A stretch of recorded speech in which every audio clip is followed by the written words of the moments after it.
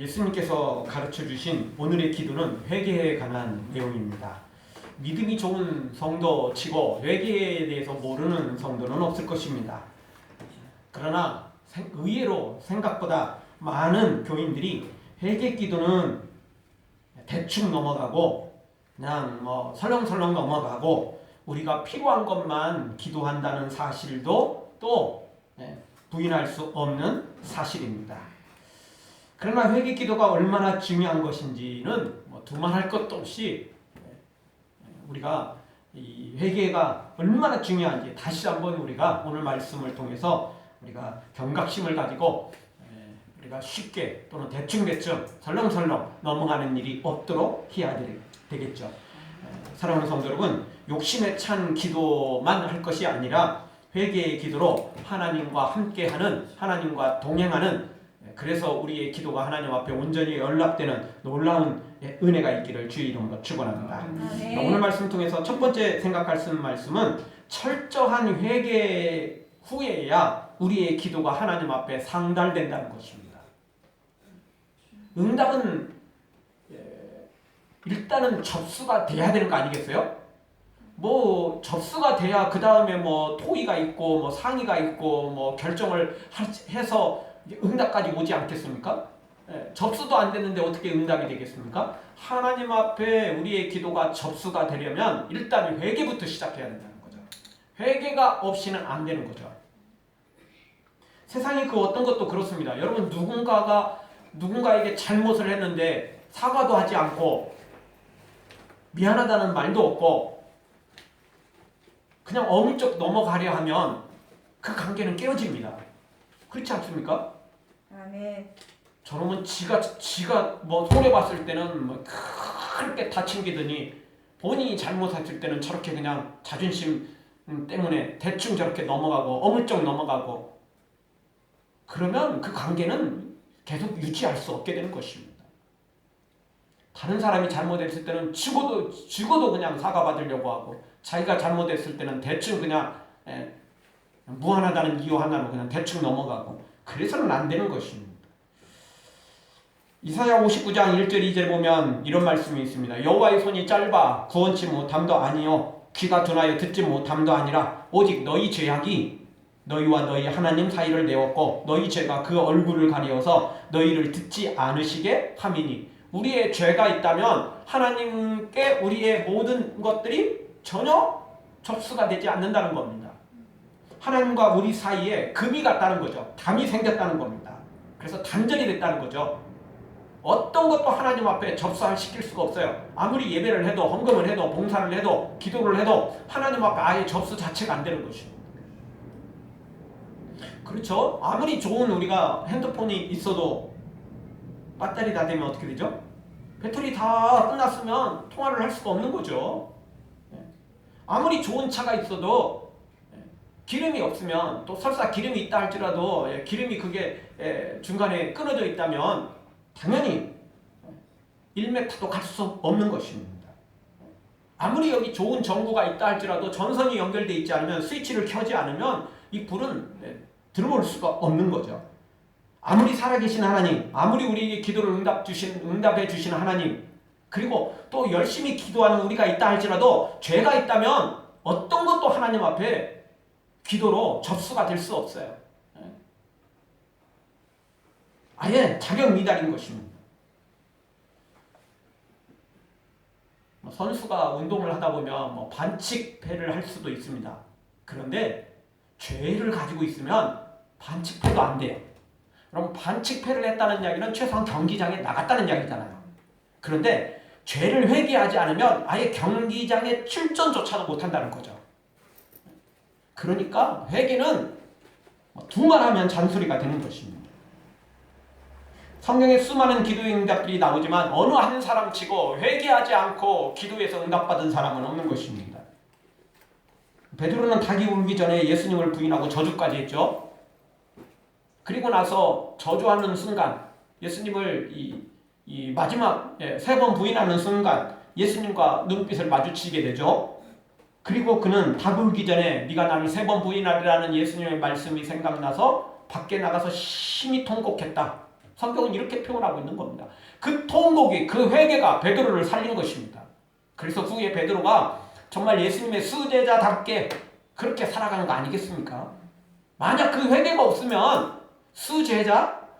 무슨 수수 제자 해도 소용없는 것입니다.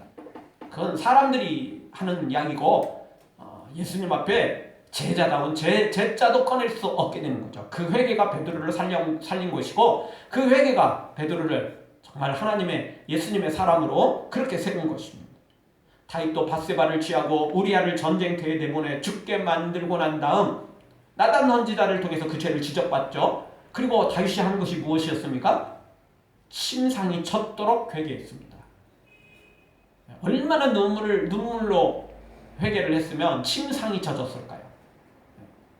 이불이 다 젖었을까요? 그렇게 눈물로 회개를 했던 것입니다. 이렇게 철저한 회개 없이는 절대 하나님과 만날 수 없는 것입니다. 그래서 오늘 12절 하반절 우리의 죄를 사하여 주옵시고, 이 우리의 죄를 사해달라는 회개의 기도가 없이는 절대 어떤 기도도 응답이 이루어질 수 없는 것입니다. 아예 하나님 앞에 우리의 기도 자체가 접수가 안 된다니까요. 하나님께서 이거 응답해 줄까 말까? 아예 그런 결정 자체도, 선택 자체도 할 수 없도록 만들어버리는 것이 바로 우리의 죄라는 것입니다. 그러니 우리는 우리가 지은 죄 한 번만으로는 안 되는 겁니다. 뭐 옛날에 다 회개했는데요? 그러면요, 그거는 회개했다고 쳐도 한 주간 지은 죄는요, 오늘 지은 죄는요. 그래서 우리는 회개는 한 번으로 절대 할 수 없는 거고, 죄를 지을 때마다 수시로 끊임없이 회개 없이는 하나님 앞에 설 수 없는 것입니다. 네. 그런데 많은 사람들이, 많은 교인들이 회개는 그냥 한 번 정기적으로 몇 번 하면 큰 죄 졌을 때나 회개하고, 나머지는 그냥 특별히 회개 생각 별로 없이 그냥 대충 넘어간다는 거죠. 아닙니다. 우리의 모든 죄를 주님 앞에 회개할 때 우리의 기도가, 예배가, 우리의 헌신이, 봉사가 다 하나님 앞에 접수가 되고, 그리고 상달되는 것입니다. 그 다음에 하나님께서 복 주실까 아닐까, 천천히 줄까 나중에 줄까, 하나님의 때 다음의 응답들이 선택지로 남는 것입니다. 회개가 없으면 아무것도 시작 자체도 할 수 없는 것입니다. 사랑하는 성도 여러분, 지은 죄에 대해서 철저히 회개하여 하나님의 관계가 회복되고 하나님께서 우리에게 복을 주시는, 응답을 주시는 그 출발점에 서는 우리 모두가 되어지기를 주의 이름으로 축원합니다. 아멘. 다 같이 따라서 한번 하겠습니다. 지은 죄를 철저히 회개합시다. 지은 죄를 철저히 회개합시다. 철저히 해야 됩니다. 대충 해서는 안 됩니다. 그냥 설렁설렁 남 같이 묻어가면 안 됩니다. 그냥 주님 저의 지은 죄를 다 용서해 주세요, 그냥 말 한마디로 다 묶어서 하려고 하면 안 됩니다. 생각나는 것들은 조목조목 구체적으로 해야 되는 것입니다. 대충 그냥 얼머무려갖고 그냥 넘어가는 거, 그거 사실은 바른 기도가 절대 아닙니다. 바른 회개가 아닙니다. 두 번째 주시는 말씀은 타인의 잘못을 용서하지 않는 회개는 불완전한 회개라는 것입니다. 회개는 하나님께 하는 것이 맞습니다. 어떤 죄든지 결국 하나님과 연결되어 있기 때문에 그렇습니다. 그러면 우리가 사회생활을 할 때도 마찬가지죠. 개인 간의 잘못조차도 그 사람을 보고서했을 때 국가가 개입해서 징역형을 내리거나 벌금형을 내립니다. 근데 그 벌금형을 받았을 때 그 벌금이 누구한테로 가죠? 국가로 들어가는 겁니다. 국가가 그걸 받아요. 개인 간의 잘못인데 왜 국가가 벌금을 받지? 개인 간의 잘못인 것 같아도요, 그 개인이 모이면 사회 근간이 무너지는 것입니다. 그러니까 개인 간의 잘못이라 할지라도 국가가 그걸 개입하는 거예요. 그 개인적인 문제가 아니라는 겁니다. 그 개인이 모여서 사회가 되는데, 국가가 되는데, 결국 그 개인의 문제는 국가의 문제, 사회 근간의 문제가 되는 것이기 때문에 그렇습니다. 다만 이제 피해자는 그 형사소송을 근거로 해서 민사소송을 제기하게 됩니다. 즉 손해배상 청구를 하게 되는 거죠. 예. 위로금을 청구를 하게 되는 것입니다. 그래서 우리가 영적인 면도 똑같습니다. 우리가 개인 간의 잘못, 하나님과 뭐 직접 죄를 지을 수도 있지만 개인 간의 잘못조차도 그 모든 것조차도 결국 하나님하고 연결되어 있습니다. 하나님께 회개해야 되는 게 맞아요. 어떤 죄든지 간에. 하나님하고 직접 이 직접적인 죄가 아니라도 사람과의 관계도 하나님께 회개해야 되는 게 맞아요. 그러나 분명한 건 사람과의 문제도 풀어야 됩니다. 사람과의 문제를 풀지 않으면 그 모든 것들은 온전히 해결되지 않는 겁니다. 피해 보상을 안 하고 나 형사처벌 받아갖고 징역 살았거든요. 나 벌금 냈거든요. 근데 뭘 또? 그건 자기 생각이고 국가의 법은 그렇지 않습니다. 예. 징역을 살거나 또는 벌금을 받았을 때 국가의 그 모든 것들을 다 책임지지만 그와 별개로 민사상의 손해는 다 보상을 해줘야 되는 거예요. 물론 이제 상대방이 민사소송을 제기했을 때 이제 가능한 거겠죠. 예. 그 전에 합의를 하면 조금 더 뭐 처음부터 형사 그것부터 조금 참작의 여지가 되는 건 사실이죠. 그러니까 빨리빨리 그걸 해결해야만 되는 겁니다. 늦으면 늦을수록 손해가 되고 나중에는 이 법정 이자도 만만치 않습니다. 영적인 것도 똑같습니다. 우리에게 이 사람과의 관계 속에서 지은 죄 당연히 하나님께 회개해야 되지만 사람과의 문제도 해결을 해야만 되는 거죠. 그런데 그 중에 하나가 뭐냐면 우리가 우리에게 죄 지은 자를 사하여 준 것 같이 우리 죄를 사하여 주옵시고라는 이 12절 말씀. 우리의 죄를 사하여 달라는 전제 조건 중에 하나가 뭡니까? 우리가 우리에게 죄 지은 다른 사람의 죄도 용서해 줘야 된다는 것입니다. 그럴 때 다른 사람의 죄를 용서해 줄 때 우리의 죄도 하나님 앞에 용서를 빌 수 있는 자격이 생긴다는 거예요. 오늘 12절이 짧은 말씀 같지만 아주 중요한 말씀들을 우리에게 담고 있는 거죠. 만약 우리가 다른 사람의 죄를 용서해 주지 않는다면 하나님 앞에 우리의 죄도 용서받을 자격이 없어지는 것입니다. 하나님께서 우리의 죄를 용서할 때 특별히 무슨 전제 조건을 내걸지는 않았습니다. 뭐 헌금을 얼마를 해야 된다느니, 뭐 집을 팔아야 된다느니, 뭐 네 목숨을 내놔야 된다느니, 또는 뭐 몇십 년은 최소한 나를 위해서 뭐 살아야 된다느니, 뭐 이런 조건이 없습니다. 단 하나의 조건. 물론 이제 가장 기본 전제 조건은 십자가죠. 십자가 보혈이죠. 예수님 믿지 않으면 어떤 죄도 용서받을 수 없는 거니까 이제 그걸 밑바탕으로 삼고 그 위에 하나 전제 조건이 있는데 다른 사람의 죄를 용서해야만 우리의 죄도 하나님 앞에 용서받을 수 있는 자격이 생긴다는 것입니다. 물론 이 말씀을 너무 오해해가지고 상대방이 용서를 빌지도 않고 용서를 빌 마음도 없고 그러는데 찾아가고 나도 니네 용서해줄게 이렇게 말하는 것은 사실은 값싼 용서에 불과합니다. 대다수는 비웃음만 당할 뿐이죠. 그러니까 이런 것은 지혜롭게 할 줄 알아야 됩니다. 하나님의 지혜가 필요한 거죠. 그 사람이 용서받을 자격이 있는 건지 그럴 만한 자격이 있는지 없는지를 영적으로 깨달아 알아야만 되는 거겠죠. 예를 들어서 우리 손영환 목사님은 여수 반란 사건으로 두 아들을 잃게 되죠. 사실 미국으로 유학 그 모든 것들이 다 준비됐고 이제 내일 모레 떠나면 되는데 유학 갈 두 아들이 결국 순교를 당하게 됩니다. 그런데 그 주동자인 사람이 결국 이제 거기서 사형 언도를 받아서 사형을 당할 상황이었는데 이 손영환 목사님의 요청으로 그 사람이 사형을 면하고 도리어 풀려나죠. 마지막 요청은 뭐였습니까? 내 두 아들이 죽었으니까 저 사람을 내 양자로 삼아서 내 아들로 삼아야 되겠다라는 게 손영환 목사님의 그 의지였습니다. 뜻이었죠. 그때 손영환 목사님은 이렇게 말했답니다. 자녀에게 자녀가 좀 항의를 했었죠. 사실 뭐 그런 말도 하죠. 오빠를 죽인 사람을 자신의 오빠로 새로운 오빠로 이게 하자니 그 말이 되겠어요?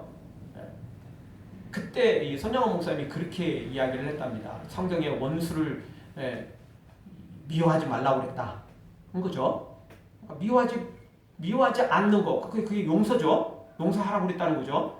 근데 성경은 거기서 한 걸음 더 나아가 원수를 사랑하라. 그렇게 이야기를 했다는 거예요. 그러니까 그 사람을 사랑하지 않을 수 없다는 거죠. 그래서 그 사랑하는 방법이 결국 양자 삼은 것이라는 거죠. 근데 여기서는 정말 이 손양원 목사님이 영적으로 깨어있다는 건 뭐냐면, 만약 이 사람이 용서를 받긴 받았는데 나가서 또 여전히 나쁜 짓 하고 여전히 또 정말 사회적인 그런 악에 축이 된다면 그거는 값싼 용서가 되는 거죠. 그쵸? 그거는 용서라고 말할 수도 없어요. 미련하고 어리석은 것이죠. 근데 다행인 것은 그게 영적으로 그러니까 그런 분별력이 있어야 되는 거죠. 손양원 목사님은 그 사람을 양자로 삼았고, 그 사람은 그때부터 예수님을 믿기 시작했던 것입니다. 그리고는 이제 그는 좀 젊은 나이에 천국에 갔습니다. 그가 나중에 결혼을 하고 그의 아들이 고3 때 세상을 떠났습니다. 근데 그분이 자기 아들한테 그때까지 이런 사연들을 이야기를 하지 않았다는 거죠. 그러다가 마지막에 유언을 남기면서 너는 목회자가 됐으면 좋겠다. 그렇게 유언을 남겼고, 그러면서 이런 상황들을 그 아들이 알게 된 거죠. 그리고 그 아들이 이 모든 상황들을 다 알고 난 다음에 정말 하나님 앞에 자기 죄는 아니지만 아버지의 죄잖아요. 그래서 하나님 앞에 그렇게 몸부림쳤다는 겁니다. 그러면서 그분이 이제 그 손양원 목사님의 그런 모든 상황들을 다 이렇게 찾아가고, 그 당시에 그 선교사로 왔고 또 그와 연결된 모든 사람들을 다 찾아다니면서 그에 관한 영상을 이렇게 찍어서 유튜브에 이렇게 올린 것들을 봤습니다. 정말 손양원 목사님의 그 용서 때문에, 그 사랑 때문에 그 사람 구원받았고, 그 사람의 아들은 목회자가 되고, 그 모든 사연들을 이렇게 이제 양자로 갔던 그 사람의 아들이 목회자가 돼서 이 모든 것들을 하는데, 인터뷰를 하면서 그렇게 눈물을 흘리시더라고요. 손양원 목사님이 이렇게 사랑이 많았고 이렇게 정말 하나님의 사람으로 살았는데, 나는 똑같은 목사가 되는데도 그런 사랑을 실천하지 못하고 있는 것에 대해서 인터뷰를 하면서 그렇게 눈물을 흘리시더라고요. 그 아름다운 용서가 그 사람을 구원해 줄 뿐만 아니라 그 후손들까지도 결국은 정말 믿음의 유산으로 남겨준 거 아니겠습니까? 그러니까 이런 용서가 진짜 용서인 것입니다. 이런 용서는 죽은 영혼을 살리는 것이며 모든 영혼을, 삶을 새롭게 만드는 것입니다. 그래서 주님이 용서하라고 하신 것입니다. 그가 이뻐서 용서하는 게 아니고 그 사람을 구원해내기 위한 하나의 방법으로, 이 엄청난 사랑을 그 사람이 어디서 받아봤겠습니까? 아니, 이런 사랑을 누가 할 수 있겠습니까? 하나님의 사람이 아니고는 이런 사랑을 할 수가 없는 거죠. 다만 그가 그런 구원받을 만한 영혼도 준비도 전혀 안 돼 있다면 이런 사람은 나가서 더 악을 저지르게 돼 있습니다. 그래서 하나님의 지혜가 필요한 것입니다. 그냥 무조건 뭐 찾아가서 그냥 다른 사람이 잘못하면 그냥 성경이 다 용서해 주라고 그랬으니까 나도 이제 용서해 줄게. 그건 미련하고 어리석은 것입니다. 손해본 거 민사소송도 다 하시고요. 다 하십시오. 손해본 거 다 받아야 됩니다. 그러나 하나님의 특별한 사인이 있다면, 정말 그 영혼을 구원해 내리는 하나님의 계획이 있다면 그 어떤 것도 포기할 수 있어야 됩니다. 그것이 하나님의 사람의 모습인 것입니다. 물론 또 이렇게 말하면 또 자기 고집들이 있고 자기 선입견이 있어서 더 믿음이 좋고 선한 양심을 가진 사람들은 다 또 용서하려고 하는 쪽으로 초점을 맞추게 되고, 또 그렇지 못한 사람은 처음부터 그래, 값싼 용서는 절대 할 수 없어, 저 사람은 그럴 자격도 없는 거야, 그러니까 아예 그거 할 필요도 없어, 해줘봤자 저놈은 나쁜 놈이야, 또 이렇게 또 미리 또 그냥 본인이 결정을 내리고 본인이 또 뭐 다 뭐 해버리는, 본인이 하나님 되려는 이거 분명히 막아야 됩니다. 전제 조건 말씀드렸습니다. 하나님의 지혜로 해야 된다는 거예요. 그러니까 그거 하나님께 맡겨야 되죠. 하나님은 어떻게 할까요? 몸부림쳐야 되는 것입니다. 그 손양호 목사님은 뭐 처음부터 믿음이 좋고 뭐 두 아들 뭐 천국 갔으니까 뭐 감사하다라고 말을 하긴 했지만 그렇다고 다 그렇게 좋은 것만은 아니었던 거죠. 그 자녀들 입장에서는 아버지가 너무 미웠던 거죠. 그냥 아버지가 너무 성경에 있는 내용대로만 그렇게 어떻게 살아갈 수 있느냐. 그래서 아빠도 좀 미운 마음이 많이 들었다는 거예요. 그러다가 어느 날 아빠가 골방에서 기도하는데 그 두 아들 놓고 통곡을 하면서 그 기도하는 모습을 보고 아빠의 마음도 우리의 마음과 다를 게 없구나. 그렇지만 하나님의 사랑 때문에 하나님이 주신 은혜 때문에 저렇게 하는 거구나. 그렇게 깨달았다는 것입니다. 마태복음 18장에 보면 천문학적인 금액에 해당하는 1만 달란트를 빚진 자가 있었는데 갚을 수 없으니까 도저히 해결할 방법이 없으니까 탕감을 해줬습니다. 사정을 이야기를 했더니 그래 너의 사정이 너무 안타까우니까 내가 다 없었던 일로 해줄게. 이 사람이 집으로 돌아가다가 자기한테 100데나리온을 빚진 친구를 만납니다. 그런데 이 1만 달란트하고 이 100데나리온은 이게 비교 자체가 안 되는 거예요. 쉽게 말하면 수십억에 해당하는 돈, 수백억에 해당하는 돈과 기껏 동전 500원, 100원짜리 요즘에는 그런 거요. 돈으로 치지도 않아요. 그렇지 않습니까? 요즘 여러분 집에도 10원짜리는 두말할 것도 없고 100원짜리, 500원짜리도 굴러다닐 때가 많잖아요. 그렇지 않나요? 곳곳에 그거 돌아다녀요. 그거 다 챙기는 분은 챙기지만 그렇지 않은 분들은 곳곳에 동전 돌아다닌다고요. 우리 수억 원씩 만지는 거 아닌데도 불구하고 그런 거 돌아다니잖아요. 예. 그런데 여기 1만 달란트에 비교하면 100달러는 아무것도 아니에요. 껌값이라니까요. 껌값도 안 돼요. 그런데 이 사람은 친구를 붙잡고 그냥 막 큰 대로 내면서 너 안 갚으면 그리고는 사정 이야기를 해줘도 아랑곳하지 않고 결국 그 친구를 데려다가 고소를 해버리고 옥에 가둬버렸죠. 이 사실을 들은 다른 사람이 너무나 이게 참 저런 사람은 용서받을 자격도 없고 탕감받을 자격도 없다고 생각되어서 가서 이야기를 하죠. 그래서 탕감을 해주었던 그 원주인이 다시 부릅니다. 너는 탕감받을 자격도 없다. 이게 이제 우리 법적으로 이야기를 했다면 처음부터 그 차용증 한 거 다 찍고 안 갚아도 된다 이렇게 다 했으면 이제 문제될 게 없겠죠. 그럼 다시 적용시킬 수는 없겠죠. 근데 그렇게 하진 않았어요. 그냥 구두로만 그냥 너 탕감 없어진 걸로 해줄게. 안 갚아도 돼. 이렇게만 이야기한 거예요. 그게 이제 사실 완전한 구속력이 있는 지금 시대야 그것도 어느 정도는 구속력이 있겠다 싶지만 그 당시는 아니에요. 그렇죠? 그 당시의 법이 그런 거예요. 그 당시는 그냥 특별한 법적인 조치가 없다 할지라도 원래 돈 있는 사람이 왕인 거고 왕은 새로운 법을 제정시키고 언제든지 만들어낼 수 있는 거 아니겠어요?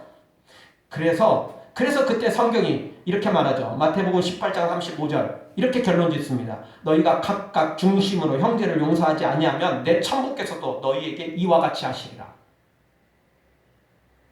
그러니까 우리가 다른 사람의 죄를 용서하지 않으면 하나님께도 우리가 용서받을 수 없다는 것입니다. 그러니까 최소한 그 사람이 이뻐서가 아니라 내가 복받기 위해서라도 내 죄를 용서받기 위해서라도 다른 사람의 죄를 용서해줘야 된다는 것입니다. 최소한으로 말입니다. 양자 안 삼아도 좋습니다. 거기까지는 못 가도 좋습니다. 그러나 용서는 할 수 있다는 겁니다. 물론 용서한다는 게 모든 걸 다 포기한다 그런 건 아닙니다. 우리가 물질의 손해를 봤으면 당연히 그거 받아야죠. 손해배상은 당연히 청구해야죠. 내가 여유 있으면 그것도 할 수 있겠죠. 포기할 수도 있겠죠. 그러나 기본적인 것들은 이제 다 할 수 있습니다. 그런데 그렇게 했다고 우리가 다 용서해 주는 겁니까? 형사소송을 하고 민사소송을 해서 다 손해배상 청구하고 1억 원까지 다 받았다고 그리고 나면 여러분은 그 잘못한 사람 다 용서가 됩니까? 아, 근데 너는 이제 법적으로도 끝났고 이제 이거 다 민사상 그것도 다 했으니까 너하고 나는 이제 없었던 일로 한 거야. 이렇게 되나요? 절대 그렇게 안 되는 겁니다. 절대.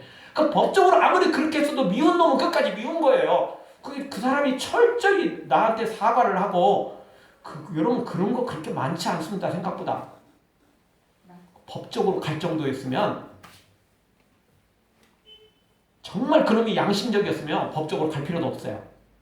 본인이 알아서 법 고소하기 전에 내가 고소하기 전에 다 해결했을 거예요. 그렇지 않나요? 굳이 법적으로 가지 않아요.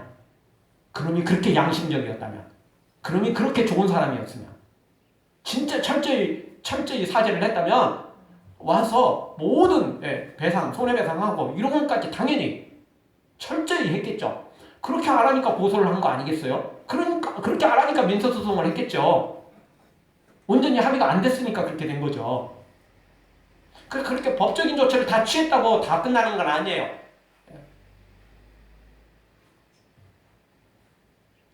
그래도 우리는 용서할 줄 알아야 됩니다. 그래도 용서는 할 줄 알아야 됩니다. 당연히 악으로 악을 갚으면 안 되고 그래도 용서해야 됩니다. 왜? 그 사람이 이뻐서? 아니요.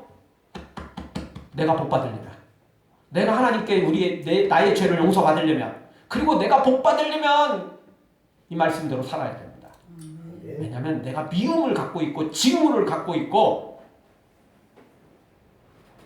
내가 누군가를 죽도록 그냥 칼만 있으면 그냥 정말 사회적인 어떤 그런 법적인 조치만 없으면 진짜 찔러 죽이고 싶은 그렇게 나쁜 놈이 있다 할지라도 그런 마음을 내가 여전히 갖고 있다면 하나님 앞에 온전한 모습으로 기도할 수도 없고 미움을 갖고 기도하는데 어떻게 하나님의 응답을 받습니까? 할 수 없는 거죠. 그래서 하나님은 그 사람이 이뻐서가 아니라 우리가 복 받기 위해서 용서하라는 거예요. 이 조건을 그냥 하나님 막 까다롭게 해가지고 우리한테 복 안 주시려고 기도 한 개라도 기도를 응답 안 해주시려고 하는 게 아니고 미움을 갖고 기도하는 사람은 절대 하나님의 사람이 아니에요. 어떻게 하나님의 사람이 미움을 갖고 기도하고 그런 기도가 어떻게 응답됩니까? 그럴 수 없는 거거든 절대요.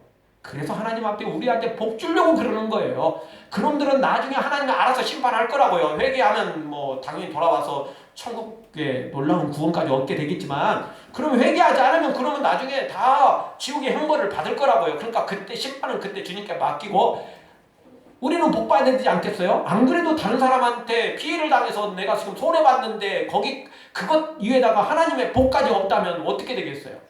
손해봤으니까 하나님 앞에 손해본 만큼 더 많이 하나님께 청구를 해야 되지 않겠어요? 더 많은 복을 받아야 되지 않겠어요? 그러려면 용서해야 된다는 거예요. 용서를 하면 하나님이 알아서 해결해 준다는 겁니다. 그래서 성경은 원수를 축복하면 원수를 위해서 기도해주면 그 사람 머리 위에 숯불을 얻는 것과 똑같다는 거예요. 숯불을 얻는 것과 똑같다는 거예요. 내가 칼로 죽이고 막 그 사람 못 살게 하고 막 미워하고 이러면 뭐 내가 다 갚았으니까 하나님이 그 사람한테 굳이 뭐 갚을 것도 별로 없겠죠.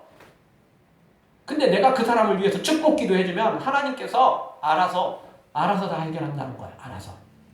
물론 우리 입장에서는 알아서 한다는 게 너무 느리고 우리 입장에서는 하나님이 알아서 하는 거 우리가 알아서 하면 당장 그냥 벼락을 쳐서 죽이고 뭐 이런 거겠지만 하나님은 그래도 그 사람에게도 기회를 주신다는 거죠.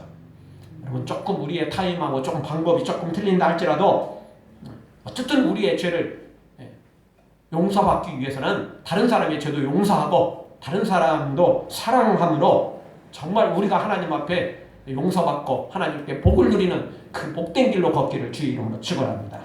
따라서 하겠습니다. 우리의 죄를 용서받는 전제 조건은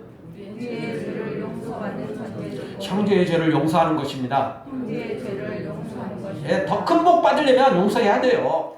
여러분 작은 것 때문에 큰 걸 놓치면 안 되잖아요. 아니 하나님이 주실 엄청난 복이 있는데 그 큰 복을 작은 거 하나 이해관계 때문에 그 미움 하나 때문에 놓치는 것은 미련한 거잖아요. 절대 그거 작은 건 아니라 할지라도 더 큰 게 준비되어 있으니까 더 큰 거 바라보면서 이런 것들은 그냥 넘어가자고요. 없어지는 게 아니고 하나님이 알아서 나중에 심판할 거니까요. 더 큰 거 바라보는데 우리가 뭐 이 작은 거 충분히 그냥 지나칠 수 있는 거 아니겠습니까? 뭐 똑같다면 절대 뭐 하기도 어렵겠지만 하나님의 복과 이 세상의 피해는 비교할 수 없는 거거든요. 그러니까 우리 당연히 선택 잘해야 됩니다. 미래란 선택하면 안 됩니다. 어리석은 선택하면 안 됩니다. 마지막 세 번째 주시는 말씀은 회개에 합당한 열매를 맺을 때 우리의 기도가 응답된다는 것입니다. 회개의 시작은 후회를 하고 잘못했다고 용서를 비는 것입니다. 그리고 그 중간은 다른 사람의 죄도 용서하는 겁니다. 그리고 회개의 마지막은 회개의 열매를 맺어야 되는데 그 회개의 열매는 당연히 피해 보상이 해당되는 것입니다. 사람한테도 피해 보상이 해당되고 하나님께도 그 피해 보상은 아니죠. 그건 하나님께 하는 것은 어쨌든 그에 합당한 열매를 맺어야 되는데 피해를 준 모든 상황에 대해서 복구해야 된다는 거죠. 그 김순애 권사님이 건축 사업을 하는 김순애 권사님이 있었습니다. 이분은 이제 사업을 하다가 건축 사업을 하는 거거든요. 집을 지어서 건물을 지어서 이제 그걸 이제 파는 거죠. 이런 사업을 하는 거죠. 여성인데도 불구하고 참 이런 사업에 뛰어들었던 거죠. 근데 어느 날 이제 사업을 하는데 그 2동의 건물을 지을 수 있는 땅을 사려는데 돈이 부족했습니다. 그래서 이 김순애 권사님이 그때 하나님께 드릴 11조 4,800만 원을 갖고 있었는데요. 하나님 딱 이 돈이 필요합니다. 11조 빌려주세요. 그리고는 그 4,800을 가지고 두 동을 지을 땅을 구입을 했다는 것입니다. 집을 다 지어놓고 분양하는데 입주자 중 한 명이 건축 그 법 위반이라고 고소를 하게 됩니다. 그래서 경찰서에 그냥 끊임없이 그냥 끌려다니고 정말 그 분양도 멈추면서 결국 빚더미에 오르게 됐다는 것입니다. 아무리 기도해도 뭐 해결할 방법이 없었다는 거죠. 도리어 이 권사님은 남편에게 당신 혹시 뭐 잘못한 거 없어? 그렇게 남편한테 이제 뭐라고 했다는 거예요. 근데 기도하다 보니까 하나님의 음성이 들린 거예요. 야, 나는 너한테 11조 빌려준 적 없다. 네가 그렇게 빌려달라고 말하고 네가 가져간 거지 나는 허락한 적 없다. 그 음성이 들린 거예요. 그래서 하나님 앞에 그것에 대해서 철저히 회개를 했다는 것입니다. 그래서 사업이 회복될 줄 알았대요. 근데 여전히 똑같더래요. 변한 건 하나도 없더래요. 철저히 회개를 했는데도 불구하고 말입니다. 그러던 중 또 기도를 하다 보니까 아니 네가 잘못했다고 회개만 했지 그리고 나서 네가 한 게 뭐냐? 아무것도 없는 거예요. 회개만 했지 잘못했다는 말만 했지 뭐 그렇게 해서 눈물 흘리고 뭐 그렇게 뭐 하나님 용서해 주세요 요것만 했지 원상복귀 된 건 하나도 없는 거예요. 그렇죠? 그래서 이분은 4,800만 원에다가 자기가 또 이자까지 생각해가지고 5천만 원을 빚을 냈대요. 그 어려운 중인데도 불구하고 빚을 냈대요. 그리고는 그 11조를 낸 거예요. 그리고 난 다음에 하나님의 기적 같은 일이 벌어지기 시작했는데 그 모든 그냥 건축법에 매이고 또 분양이 안 되고 빚더미에 오르고 이 모든 것들이 한순간 다 해결돼 버렸다는 거예요. 이분 간증들이 인터넷 보면 많이 올라와 있습니다. 김순애 권사님. 시원종합건설 대표인 걸로 제가 기억을 하고 있는데 여러분 우리가 회개가 눈물로 하나님 앞에 회개했다고 다 끝난 게 아니라는 거예요. 회개를 그렇게 생각하면 안 됩니다. 회개는 무조건 그냥 기도, 눈물 흘리는 기도, 후회하고 하나님 앞에 잘못했어요 하는 기도라고 생각하시면 안 됩니다. 회개는 그 기도는 출발점에 불과한 거고 다른 사람의 죄를 용서하는 건 중간이고 마지막 회개의 결론은 합당한 열매를 맺어야 돼요. 원상복귀를 시켜야 된다는 거예요. 사람 앞에 잘못한 건 당연히 사람 앞에 피해 보상을 해줘야 되고 하나님 앞에 잘못한 것도 당연히 그걸 예물로 그걸 다 해결을 해야 돼요. 그게 회개 아닙니까? 아까 말씀드렸던 것처럼 나 형사처벌 다 받아가지고 징역형 살았거든. 나 벌금 냈거든. 그러면 끝입니까? 저 일본 놈들처럼 우리나라에 뭐 그 한일 협정 맺으면서 피해 보상 조금 했거든. 그러니까 뭐 우리는 다 끝났거든. 뭐 요런 게 정상입니까? 독일은 지금도 유럽 곳곳을 돌아다니면서 갈 때마다 사죄하고 갈 때마다 또 일 터질 때마다 우리가 잘못했습니다 라고 말하고 피해 보상이 안 된 건 또 보상을 또 해주잖아요. 근데 일본 놈들은 어떻게 하죠? 야, 한일 협정 맺었잖아 그때. 그래가지고 우리가 돈 얼마 줬는데 다 끝난 거 아니야? 여전히 그러잖아요. 우리가 일본 욕하는 이유는 심보가 더럽기 때문에 그렇습니다. 그렇죠? 지은 죄는 생각 않고 조금 그거 피해 보상한 거 가지고 그게 다 한 것처럼 착각에 빠지는 그 심보 때문에 그러는 거죠. 근데 우리가 하나님 앞에 그렇게 신앙생활해서는 안 된다는 거예요. 그렇지 않습니까?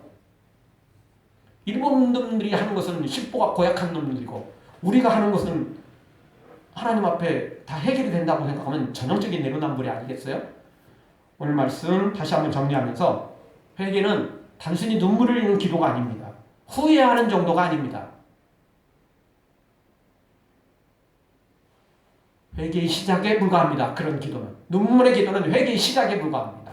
과정은 다른 사람의 죄를 용서하는 것, 마지막은 모든 피해 보상을 하는 겁니다. 사람에게, 하나님에게. 원상복귀시키는 겁니다. 원상복귀시키는 것. 그것이 회개에 합당한 열매입니다. 그래서 성경은 우리에게 회개에 합당한 열매를 맺어야 된다라고 분명히 말씀해주고 있습니다. 우리 모두 진짜 예수님이 가르치시는 이 12절의 짧은 구절, 그냥 회개, 간단한 회개 같지만 그 회개에 이런 엄청난 비밀들이 숨겨 있음을 기억하고 우리 이렇게 처음부터 마지막까지 회개의 이 눈물의 기도부터 시작해서 회개에 합당한 열매까지 완전히 맺어서 우리가 하나님 앞에 기도하는 것들마다 응답받기를 주의 이름으로 축원합니다. 아멘. 기도하겠습니다. 통성으로 기도하며 나갈 때 주님